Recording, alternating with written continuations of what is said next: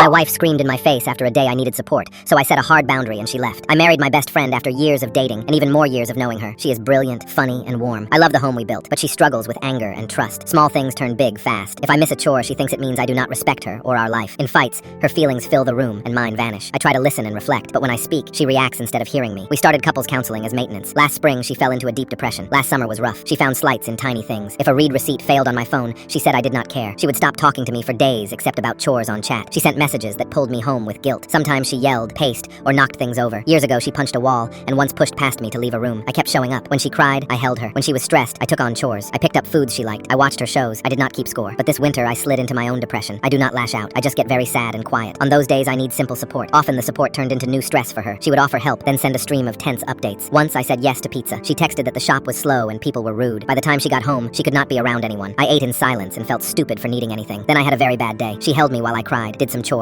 talked me through it. By evening, I was steady, and then it flipped. Out of nowhere, she made sharp comments. She said her needs were not met. She said I always choose others over her. I was stunned. I do think of her first most days, sometimes more than I think of myself. It felt like proof I could not lean on her when I fall. That same night, the basement flooded. I heard doors slam and went to look. I asked what was going on. She got in my face and screamed, "What do you think is happening?" My chest shook. In therapy last summer, I set real boundaries. No screaming, no throwing things, no passive-aggressive digs. If it happened, I would say ouch, name it, and leave the room. Every step felt hard and scary, but I tried. The screaming that night was too much. I told her this cannot happen again, ever. Some friends said screaming in someone's face is abusive, even if no one is hit. When I told my wife, she said my hard line would make us fail. She said she could not promise she would never scream. If it was truly a hard line for me, she said we should end it. I did not want that. I asked if she would try anger help. I said it could also help her health, since she was told her blood pressure was high. She gave no answer. I still loved her. I could list 100 good things. We share values. We play games. We travel. She cares about people, but I needed safety in my own home. I stuck to the boundary. I asked for 3 things. First, anger management or another urgent intervention. Second, when I am hurting, support me without making it about her. Third, support my boundaries while trust rebuilds, even if they feel like too much. I repeated this many times, calm and clear. She said she did not know what I wanted. Then she pushed back at each part. She kept sending spiky messages. She ignored real time limits I set. I told her we needed something drastic. I asked for a separation but said I wanted us to date while apart. I said living together kept hurting us and might kill any chance to fix this. She said she needed time to think. A week later, in therapy, she said she no longer wanted to be married to me. She did not want a relationship at all. I felt the floor drop. For a few nights we were gentle and shared the grief. She asked for 3 months to get money and move out. I agreed. Then one weekend she picked a fight and sent more manipulative texts. I thought maybe she had been drinking. In the morning it got worse. She stomped around, yelled at the cat, and slammed doors. I hid in bed and flinched at sounds. I called in sick because I was a wreck. I texted her that the behavior was emotionally abusive. I said I did not feel safe at home. I said we had to move up the date. I shook while I typed. She said I was overreacting. She asked how soon. I said end of April. She said she needed till July. Then she snapped to the other side. She said a friend would lend her money and she would be out by early April. She spent the week packing and touring places. By Friday she signed for an apartment. She said she would move on Sunday. On moving day the morning felt thin and cold. Boxes lined the hall. The cat hid under the couch. Friends carried bins to a car. She walked past me without meeting my eyes. I handed her a few last things she had missed. She set her keys on the counter. She said goodbye and left. Now our circle is saying I forced the breakup by asking for space. Was I wrong?